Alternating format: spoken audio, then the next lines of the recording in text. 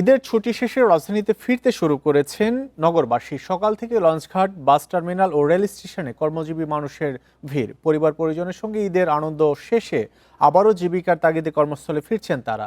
ফিরতি যাত্রায় সড়কপথে অনেকে ভোগান্তির কথা জানিয়েছেন। ময়মনসিংহ থেকে ঢাকায় আসতে কমপক্ষে 7 থেকে 8 ঘন্টা সময় লাগছে বলে দাবি বাস চালকদের। অন্যদিকে ট্রেনে অতিরিক্ত যাত্রী চাপের কারণে অনেকে স্টেশনে থেকে ট্রেনে উঠতে পারেননি বলে অভিযোগ করেন যাত্রীরা। টার্মিনাল এলাকায় রিক্সা, ভ্যান ও অন্যান্য পরিবহনেও দেখা গেছে বাড়তি চাপ। শনিবার থেকে গার্মেন্টস সহ অন্যান্য বেসরকারি প্রতিষ্ঠান খোলায় ঢাকামুখী যাত্রীর চাপ বেড়েছে, জানায় টার্মিনাল কর্তৃপক্ষ।